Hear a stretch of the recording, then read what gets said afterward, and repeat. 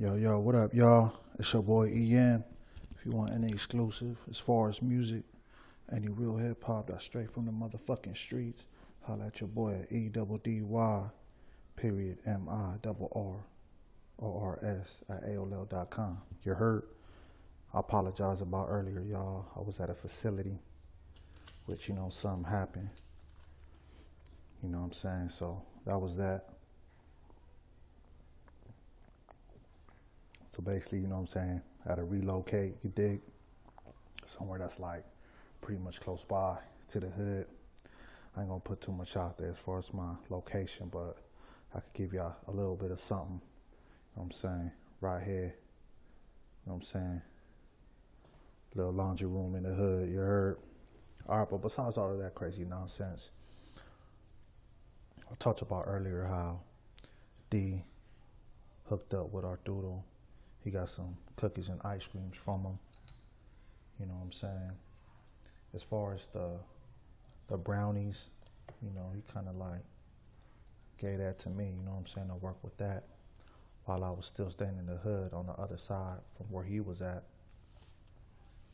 And pretty much, I refused to do a lot of offers that Arturo wanted D to do, but D asked me to do some of those favors as well, as far as joining forces with D, but I refused to do a lot of it.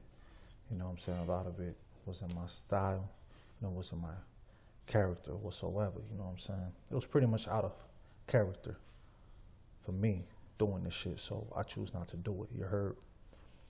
Back to these other suck-ass niggas that D bring along to work with us as far as this little assignment that Arturo had going.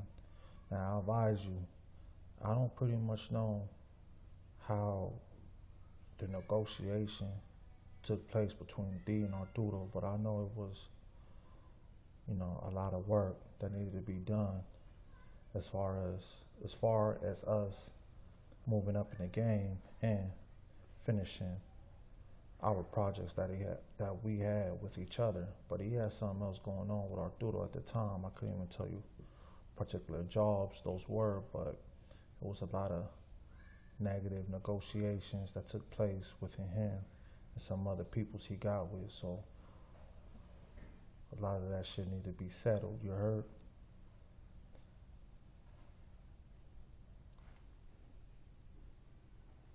Now, as far as me being in the streets alive, was doing all of that, as far as getting out there, moving those motherfucking brownies.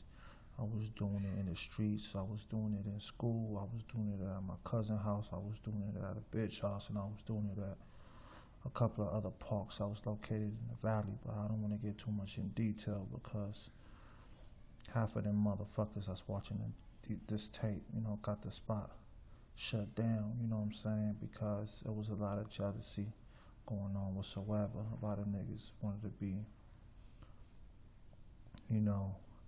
the boss hog, so a lot of them spots got shut down due to numerous of people wanting to get involved at the wrong time, you dig? Now, when D gave me the brownies, I pretty much called up a bitch, you know what I'm saying? And one of the bitches was the homie's sister. I ain't gonna give y'all the bitch's name because, even though I gave out a lot of names earlier, but I choose not to get this particular bitch name out of respect for the homie. And I ain't gonna give y'all the homie's name either.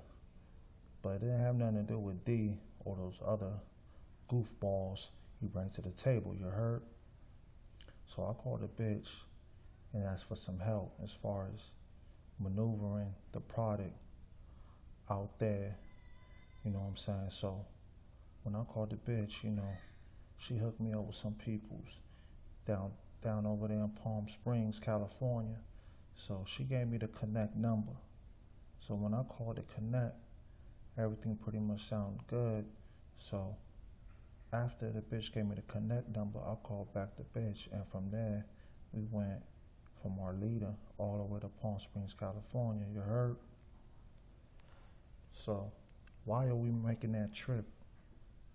You know, I pretty much was slacking off on the work that D gave me, you know what I'm saying?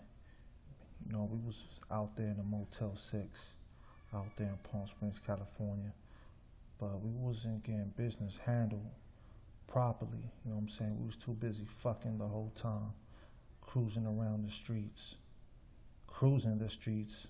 shopping and gambling.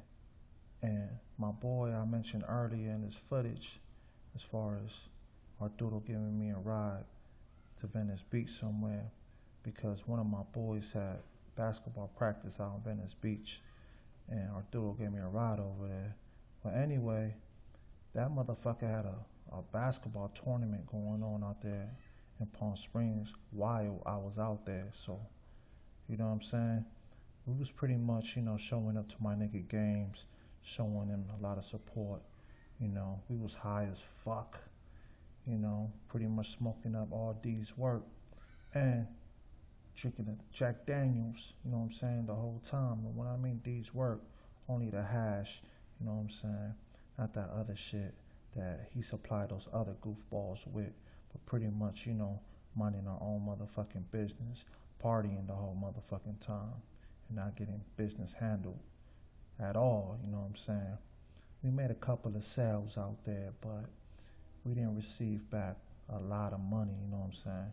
So whatever money we were supposed to make out of it, you know, we pretty much fucked it off by slacking, you know what I'm saying. So we pretty much had a good time in Palm Springs, you know what I'm saying. And, you know, shout out to the bitches that gave us a good motherfucking discount at the Motel 6 in Palm Springs, California. And what I mean by you particular females that gave us that discount, you know who I'm talking about. I ain't gonna get into no names. You heard? So yeah, back to the motherfucking story. I really wanna put up a lot of the money that was getting exchanged, a lot of money that was being mishandled, a lot of money that was, you know, being accidentally put in people's account. But I'm gonna post all that up later, you know what I'm saying? I'm gonna post all of that up later as far as the smuggling and the transporting and, you know, how everybody pretty much became in debt fucking with D's Connects, you heard?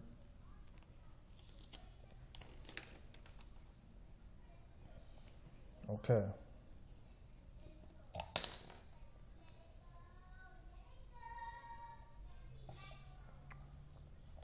Give me a second, y'all, you know what I'm saying? A lot of shit I want to explain, but I still got to scope out the scene as usual, you heard. Take a little walk real quick.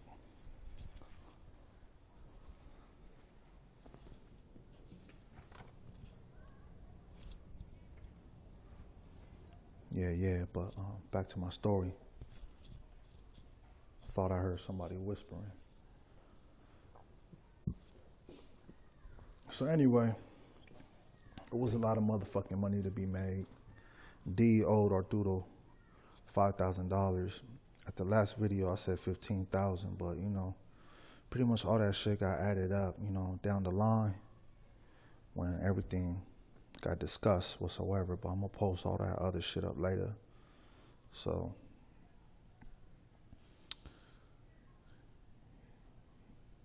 yeah. So I want to talk about City Walk, you know what I'm saying? Universal Studios was pretty much our location where we used to talk to a lot of honeys, we used to smoke a lot of weed, we used to sneak up in the movie theaters. You know, this is back, way back in the day, like, you know, 8 years ago and shit, like, when niggas was pretty much, you know, doing what they can to get over. But I wasn't hanging out with D as much back then, you know what I'm saying? Because it's been like, I want to say a little bit over 11 years. But other than that, you know what I'm saying, we used to just pretty much steal music at a Sam Goody, Blockbuster. We used to, you know, go to Tony Ramos, you know what I'm saying, eat a lot of fucking food. But it has some fat, jealous assholes out there, which were called the curfew team. I didn't know if they pretty much worked with the bitch ass sheriffs or they was undercover sheriffs, but them little faggot ass niggas was harassing people a lot, kicking people out and all of that shit, you know what I'm saying? Pretty much, you know, fighting a lot of minors if they was there past curfew. So pretty much D had a little issue with calling me a lot. You know, the nigga would call me on fucking 2 in the morning, 3 in the morning, 4 in the morning, all the fucking time. You know what I'm saying? This is why I had to work. You know what I'm saying?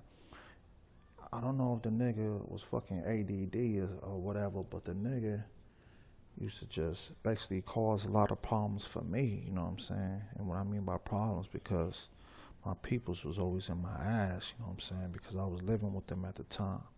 You know, my step-pops had to wake up at 5:30 in the morning, and my stepmother had to wake up at 7 in the morning. So when this nigga be blowing up my phone back-to-back at 4 in the morning, he'll leave probably 5 messages, but just keep calling and calling back-to-back, not knowing that the phone number he had was my people's number. It wasn't mine, you know what I'm saying. He had my pager, but eventually that shit got turned off. It was like a piece of shit pager that, you know what I'm saying, it'd be on and off all the time. So pretty much, you know what I'm saying, it wasn't a stable connect line where motherfuckers could have hollered at me at the time, you heard?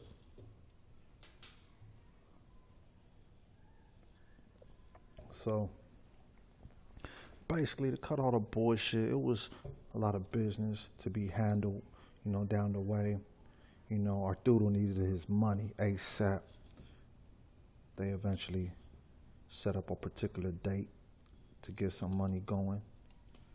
So by that time, you know, we was pretty much in the streets doing what we needed to do, basically to please Arturo's needs. No homo. But them niggas had like a gig I refused to do, and the gig was driving their bodies around. It was $5,000 a wop. And I wasn't well that, you know, driving dead bodies around and shit, you know what I'm saying, scared I would get caught.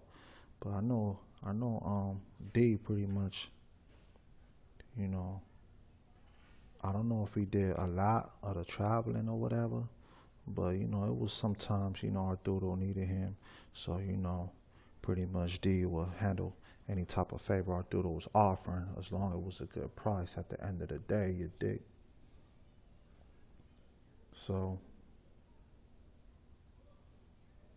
yeah, like I was saying, you know, it was a lot of payment plans being discussed with 10 racks on the table. You know, 15 racks needed to be made between Arturo and D. And down the line, they handle shit the way they wanted to handle it behind the scenes, you heard?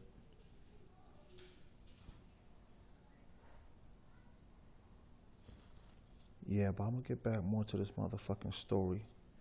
You know what I'm saying? Y'all be at ease for a minute. I'm gonna get with y'all as soon as I relocate, because I still gotta handle some shit too as well.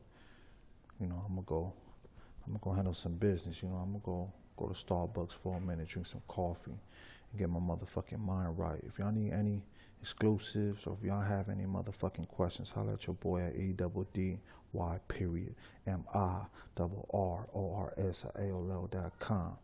I'm gonna keep y'all posted, so y'all stay tuned. You heard? Peace.